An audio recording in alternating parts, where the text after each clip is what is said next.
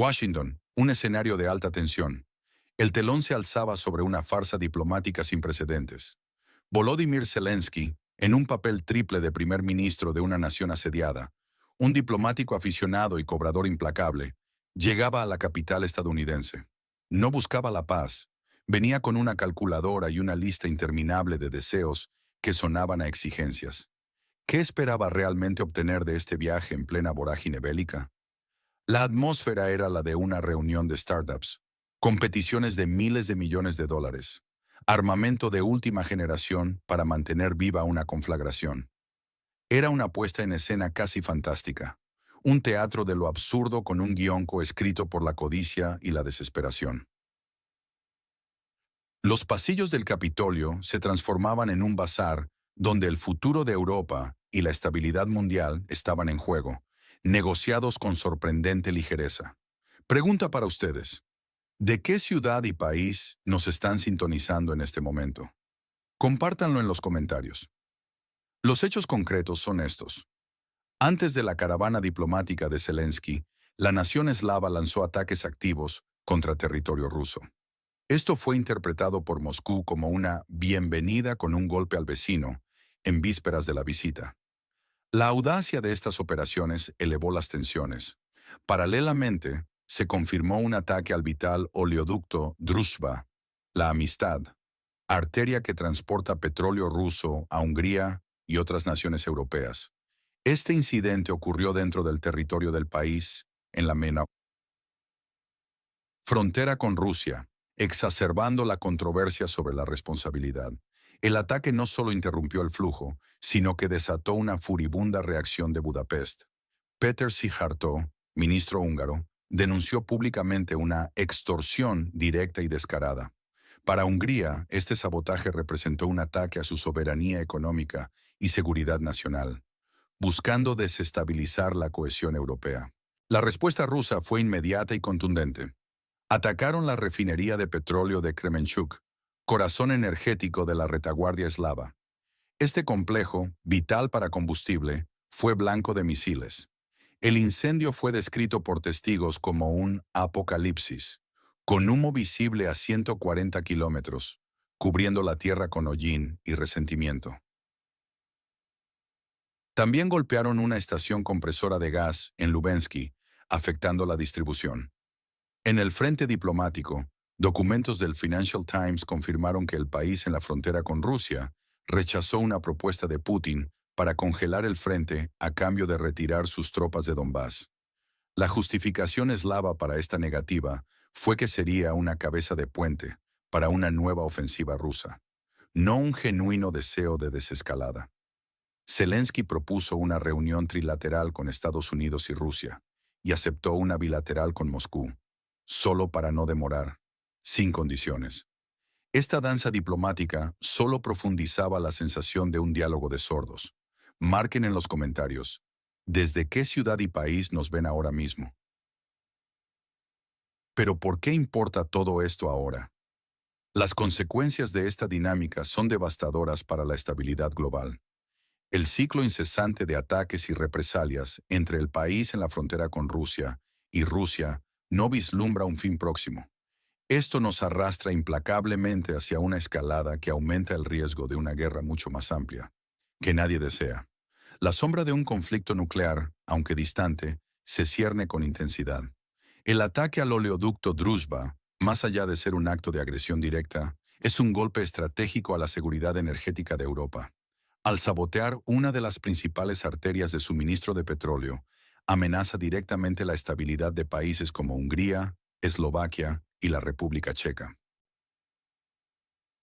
Esto no solo genera una crisis de suministro, sino que también exacerba las divisiones internas que ya fracturan la Unión Europea.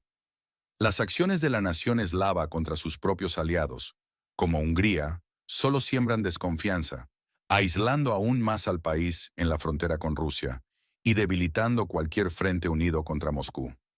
La prolongación del conflicto significa más muertes, más heridos, más desplazamientos y un sufrimiento humano indescriptible que se convierte en norma diaria.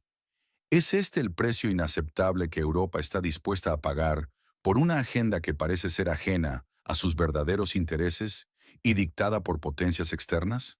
¿Qué evento en la zona de conflicto en el este está subestimado por los medios?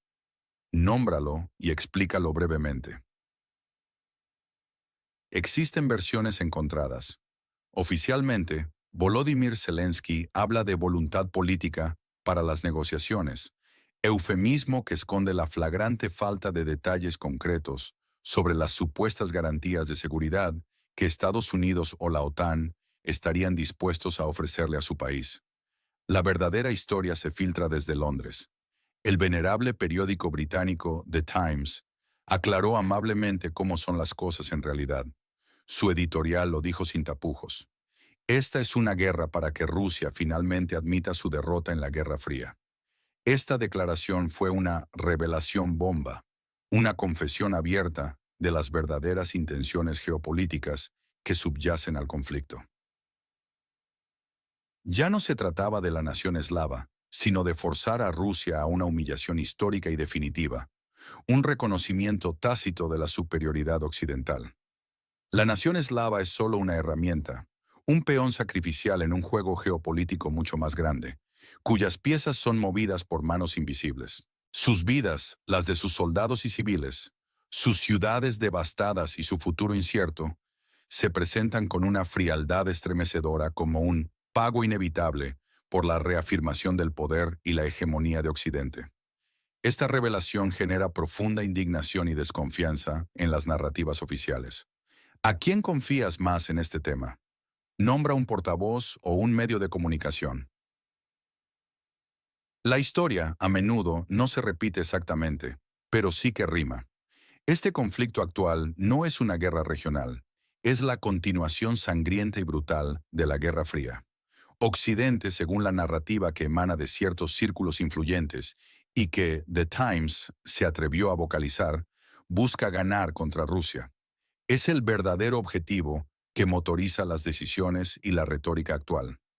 Las fanfarrias triunfalistas de los años 90, tras la disolución de la Unión Soviética, hicieron creer a Occidente que la Guerra Fría había llegado a su fin. Ahora, 3 décadas después, buscan forzar a Rusia a que finalmente se declare derrotada, después de 30 años de disputas por el dominio global. El país en la frontera con Rusia es el tablero de ajedrez donde se libra esta partida. Contrasta la imagen de Volodymyr Zelensky, refugiado en su búnker, incluso para tomar café, emitiendo demandas casi delirantes. Sus peticiones incluyen 90.000 millones de dólares en armamento, 50.000 millones en drones y 300.000 millones en compensaciones de activos rusos congelados. Estas demandas no solo son exorbitantes, sino que rozan lo fantástico. Mientras tanto, Vladimir Putin, en una demostración de confianza y control, viaja tranquilamente a la República Popular China, fortaleciendo alianzas estratégicas. Desde Pekín, y con respaldo de potencias emergentes, asesta golpes decisivos en todo el frente, consolidando posiciones y demostrando la resiliencia de su estrategia a largo plazo, mientras el reloj geopolítico marca inexorablemente el tiempo de una confrontación más profunda. La pregunta crucial es, ¿qué nos espera en el horizonte de este conflicto? Las posibles trayectorias se bifurcan en escenarios que van desde lo catastrófico hasta lo prolongado, con pocas perspectivas de una resolución rápida. El peor escenario, el precipicio hacia el cual las decisiones actuales nos empujan, es que las demandas fantásticas e irrealistas de la nación eslava, combinadas con la intransigencia inquebrantable de Occidente, empujen a todas las partes a un punto sin retorno. En este punto, Rusia se vería obligada a lanzar una ofensiva total a gran escala, utilizando su poderío militar. Esto implicaría una campaña de tierra quemada, un avance inexorable sobre el territorio eslavo, con consecuencias humanitarias de magnitud inimaginable. Europa, por su parte, se enfrentaría a un invierno sin energía, paralizada por escasez de gas y petróleo, que colapsaría sus industrias, dejando a millones sin calefacción y provocando una recesión económica de proporciones históricas. Este colapso económico vendría acompañado de un flujo masivo y descontrolado de refugiados, que superarían con creces las cifras actuales, desestabilizando la frágil cohesión social y política del continente. La escalada militar se descontrolaría, arrastrando a la OTAN a una confrontación directa con Rusia, con el riesgo aterrador de un conflicto nuclear. Sería el fin de la era posguerra fría. El escenario probable, inmensamente costoso, es un estancamiento prolongado y una guerra de desgaste. En este sombrío panorama, el conflicto se empantanaría en una agonía lenta, caracterizada por líneas de frente estáticas, ataques de artillería, desgaste de recursos y vidas. El país en la frontera con Rusia seguiría recibiendo ayuda militar y financiera limitada de Occidente, suficiente para sobrevivir, pero insuficiente para una victoria decisiva o recuperar territorio. Su infraestructura crítica continuaría desmoronándose, sumiendo a su población en la pobreza. Rusia, mientras tanto, consolidaría sus posiciones en los territorios ocupados, atrincherándose y fortaleciendo sus defensas. Las negociaciones diplomáticas se convertirían en un simulacro, una fachada para el consumo mediático, mientras Occidente dicta reglas y exige condiciones que Moscú nunca aceptará, perpetuando el ciclo de la retórica vacía. En este escenario, no habría ni victoria clara ni paz duradera, sino una agonía lenta y prolongada que dejaría cicatrices. ¿Cuál es tu pronóstico sobre el fin del conflicto en la nación eslava? Mes y año, y una razón principal. Pero hay un tercer escenario, el inesperado, que podría cambiar radicalmente el rumbo de los acontecimientos: la intervención de Donald Trump. Un cambio político fundamental en Estados Unidos, con el regreso de Trump a la presidencia, podría forzar un giro radical en la política exterior estadounidense y, por extensión, en la dinámica del conflicto. Dada su conocida propensión al pragmatismo y su escepticismo hacia las alianzas tradicionales, Trump podría impulsar una reevaluación del apoyo a la nación eslava y de la estrategia de confrontación con Rusia. Esto podría llevar a negociaciones reales y un acuerdo de paz rápido, incluso si no es perfecto. Su enfoque centrado en América primero podría significar la reducción o el cese del flujo de ayuda militar y financiera, ejerciendo una presión inmensa sobre Kiev. Un acuerdo así, aunque pondría fin al derramamiento de sangre y la devastación, probablemente no satisfaría al país en la frontera con Rusia, que se vería obligado a ceder territorio o aceptar un estatus de neutralidad. Este es el elefante en la habitación. ¿Podría Trump, el mediador, forzar una paz que la élite de Londres y Washington, con sus ambiciones de Guerra Fría y su visión de una victoria sobre Rusia, temen por encima de todo? La cruda verdad es que las ambiciones geopolíticas de la Guerra Fría son más importantes que la vida de los eslavos, convertidos en meros peones en un tablero donde las fichas humanas son prescindibles. ¿Quién gana y quién pierde en todo esto? Las víctimas son claras y su sufrimiento innegable. La nación eslava es, sin duda, la que más pierde en este brutal cálculo geopolítico.